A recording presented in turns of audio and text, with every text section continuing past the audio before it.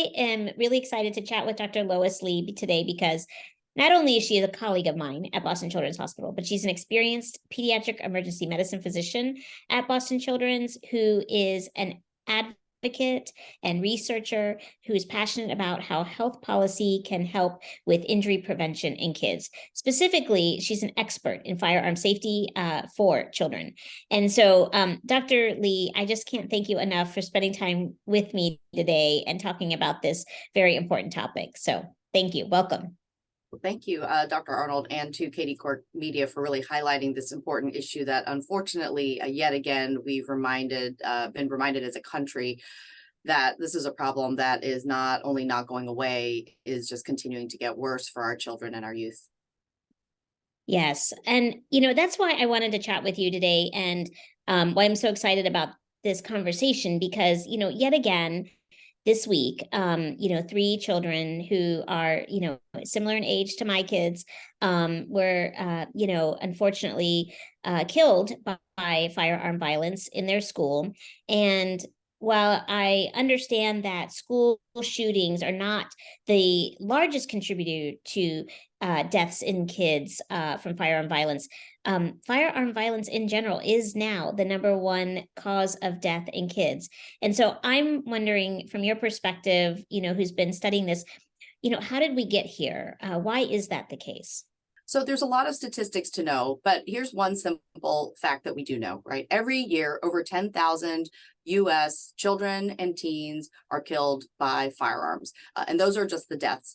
But to kind of break it down maybe into a smaller, a data point, that is a school bus driving off a cliff every 3 days, right? So if there was a school bus of children driving off a cliff every 3 days, the community would be outraged and we would rally around and we would figure out how to make the situation safer. How do you put in guardrails? How do you protect the bus? How do you protect the children? And right now we're not doing that. We are letting these children literally drive off that cliff every 3 days.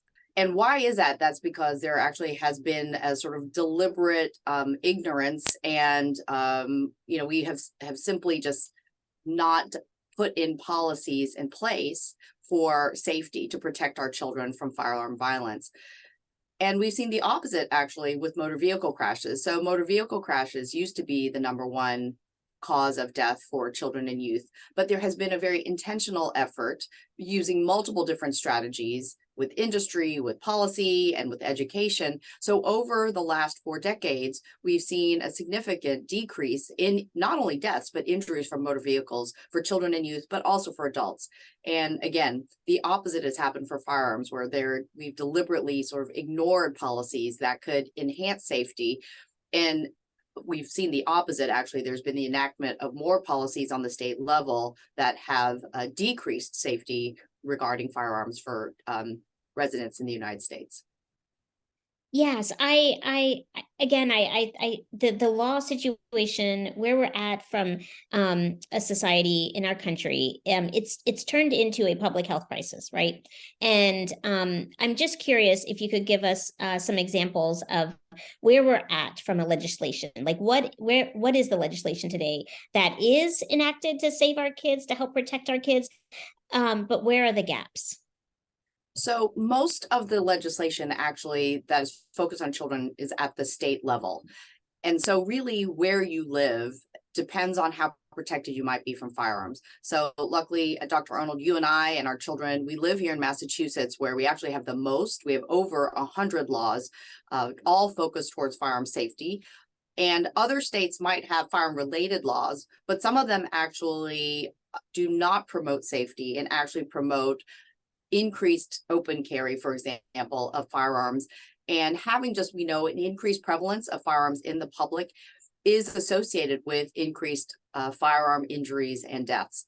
So at the state level, things that we know are protective, and our research group here at Boston Children's Hospital, including my colleagues, Dr. Eric Fliegler, Dr. Rebecca Mannix, and others, we've shown that laws like child access prevention laws that hold adult gun owners liable for how they store their firearm actually are protective against child and youth firearm deaths, with the more restrictive laws being more protective. And in general, we know states, and again, this is done by research by me and my colleagues, states with more restrictive firearm laws do have lower rates of firearm deaths, and that's for all ages.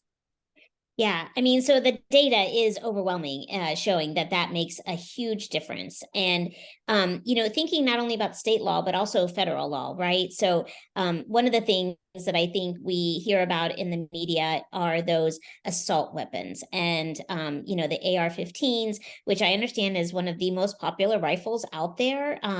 We had a ban thinking at the national level up until 2004, banning assault weapons, military style weapons in our country. And then that ban, went away, despite the fact that so many of us, so much of the public were in support of keeping that ban in place. So I'm curious if you could share with us how, the dissolution of that ban is affecting, our firearm danger today for our kids. So the initial federal assault weapons ban was instituted after the attempted assassination of then President Ronald Reagan.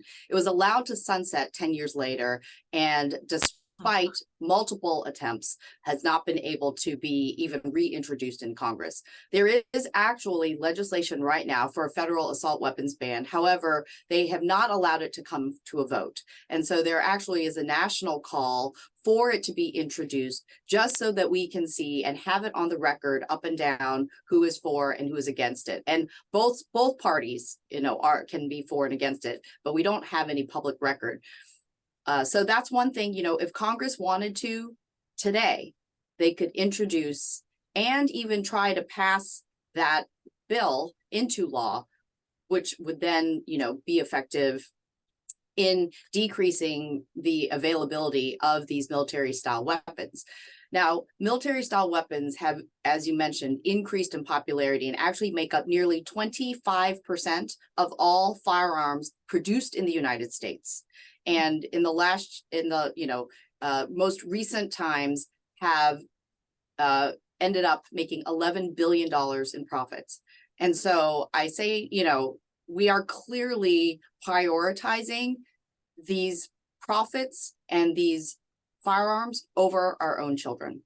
Yeah, it's so disheartening. And so, what we can do now related to this specific issue is call our congressmen so that they can bring this to a vote and hopefully reenact this legislation. It made a difference back. And I think we've seen a sharp increase in deaths since that ban expired.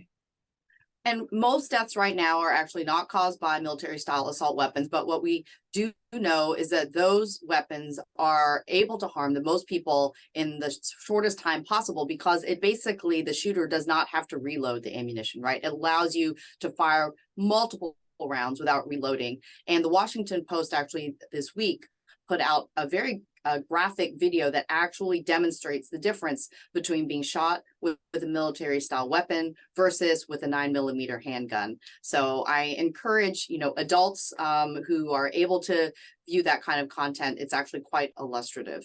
You and I, we're physicians. We take care of kids. Granted, I'm now in the neonatal world, so I don't see as many firearm injuries anymore in my career, but I imagine that you continue to see firearm injuries in kids. And I'm curious, what is that? Is there anything that you'd like to share with the general public that, isn't in that situation that we need to know about how devastating this type of injury is for kids, any firearm? Well, unlike other types of injuries or even any other types of diseases, right? When a child or really any individual is shot and either injured or killed by a firearm, it leaves a lasting mark, not just on the individual. And again, if they're injured and they survive, they have lasting physical injuries, but that individual will also have lasting mental and emotional injuries as well. But it goes much further beyond that. It affects their family. It affects their community, it affects their clinicians, and in ways that really, like I said, no other injury or disorder can. And it goes on and has really long-term effects on all those levels. So I kind of want to take a different aspect or a different lens to talk about as well. You have so much expertise in how gun violence is affecting our kids. And, there is a recent study that came out in JAMA that, estimated half of the firearm related deaths and 2/3 of firearm related homicide deaths can be associated with living in areas of high poverty. And so I just wanted to get your take, and so that we all are aware of how are health disparities relevant to considering who may be most affected by firearm violence in our country.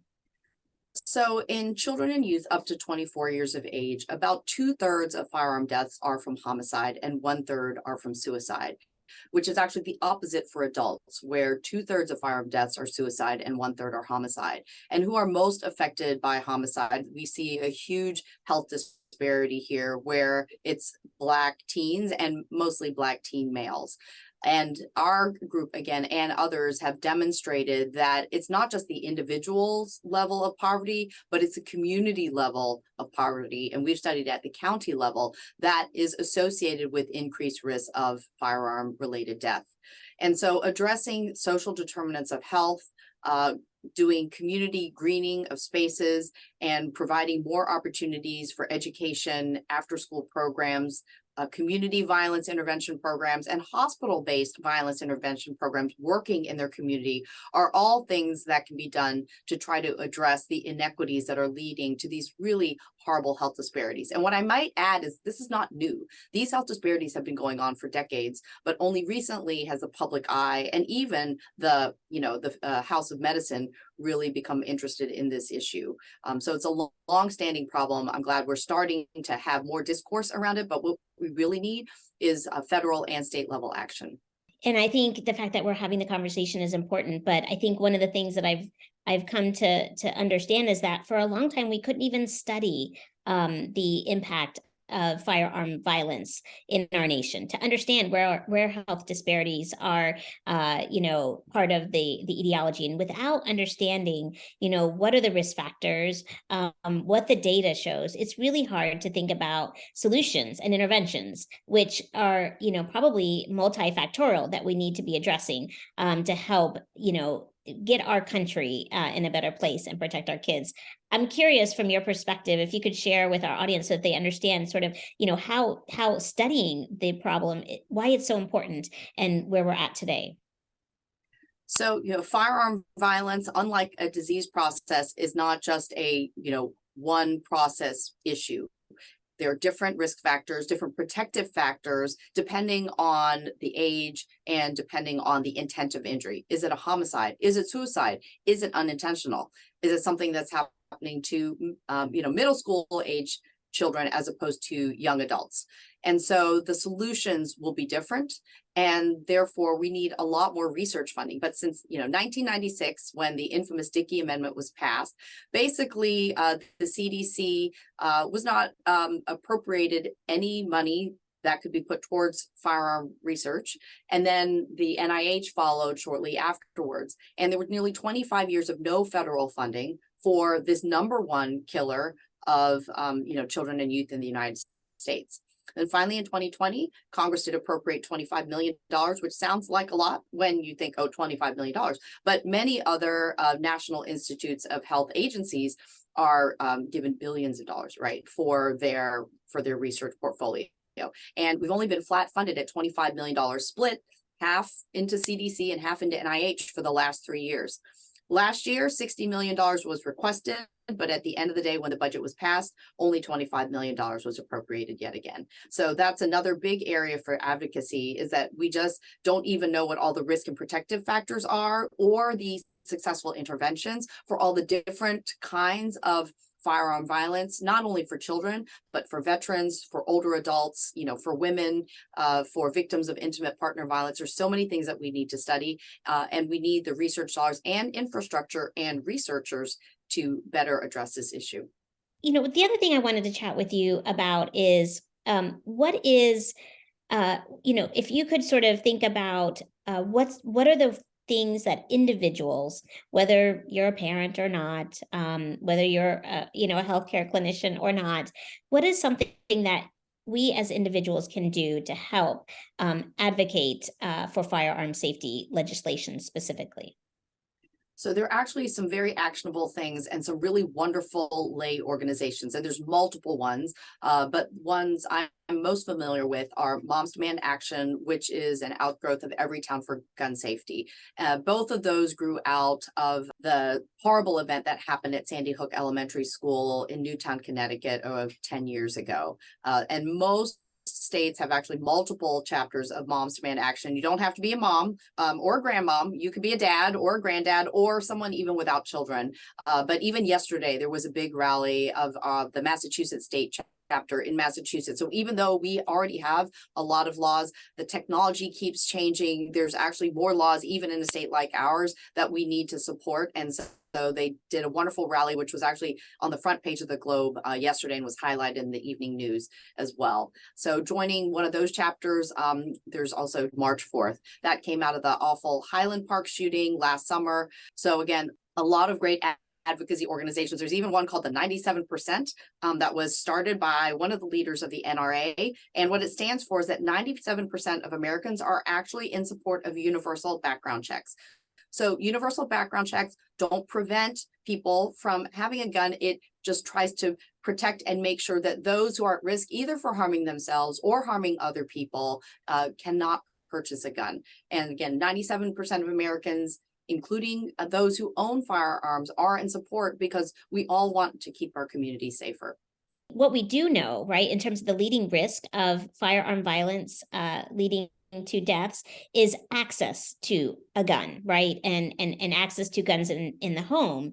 And so again, I'm just curious, what advice or what messages would you like others to hear about how we can decrease access to guns in potentially at-risk individuals who might use them?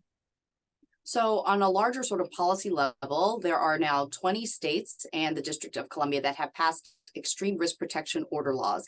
And this actually allows the court to be petitioned to then prevent somebody who is at risk for either harming themselves or for harming somebody else from either possessing or purchasing a gun. And either families can petition law enforcement, or actually even sometimes clinicians, depending on the state, can also petition the courts. And this is temporary, right? So if somebody, post somewhere that they're thinking of killing themselves because they're suicidal, these things actually work rapidly because we know we need to take away these lethal means, including firearms, from somebody who's at risk for harming themselves or if they're at risk for harming other people. So that's on the policy level. If you do have firearms in the home, I think it is important to know that there are risks for any age of children you might have in the home. So young children are just curious. And so if they find an unsecured loaded handgun, for example, in the nightstand of a parent who is keeping it for their protection, I want people to know children as young as 2 and 3 years old actually can pull the trigger of a gun. And so part of this is the design. I mean, we could design these things where you can't let a 3-year-old, right? You can't let a 3-year-old drive a car because it's designed in a way that you have to be so tall and, be able to do these things. So there's some design things that we can do that's also on a higher policy level. But if you do have firearms in the home to protect either from unintentional shooting or intentional shooting, which would be a suicide or homicide, what it generally is recommended by the American Academy of Pediatrics and others is the safe, secure storage of firearms, which is to store your firearm unloaded with the firearm and the ammunition locked away separately. Now, for some people, that isn't really a thing they feel like that they're able to do, depending on why they have the firearm. So there are things like firearm lock boxes that can be accessed very quickly just with a handprint. And so again, if you feel like you need to keep or want to keep your firearm loaded, but of course you want to keep your family safe, that is another way that it can be stored safely. So again, you're just preventing unauthorized access, either by a curious toddler or a curious child, older child, or someone who might be trying to hurt themselves or others. Dr. Lee, for us as physicians, we obviously are all passionate about making things better when it comes to public health crises, COVID being one of those more recent extreme examples. It seems that, physicians have had power in the past to help with advocacy when it comes to, for example, the motor vehicle accidents being the number one cause, and, sort of advocating for seatbelts. And there's obviously a lot more that complexity that goes into how that ended up helping motor vehicle accident deaths to go down so nicely. But for those watching, can you help explain how physicians, typically take action during health crises, and how, what can we do as a physician group to make things better? Or what are we doing?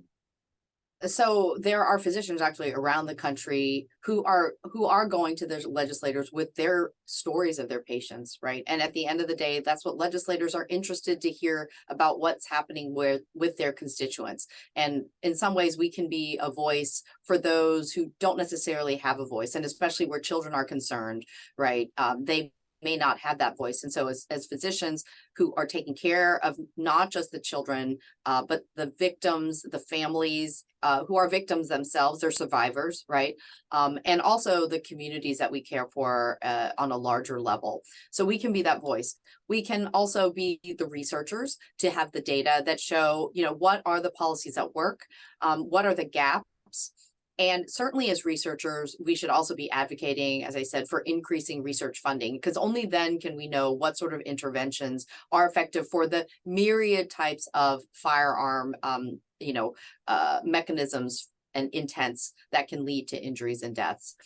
And then as physicians, we can, join both our professional organizations. So I obviously have a leadership role as chair of the Council on Injury, Violence, and Poison Prevention Executive Committee for the American Academy of Pediatrics.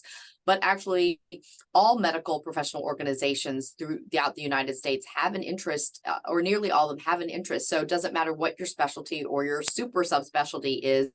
I would ask them what they are doing, right? Because this is really affecting all of our communities. You can also do legislative advocacy, calling your state senator or representative, or also your federal congresspeople, to let them know that this is an important issue that needs to be paid attention to. And only then, can we start to even think about reversing the process.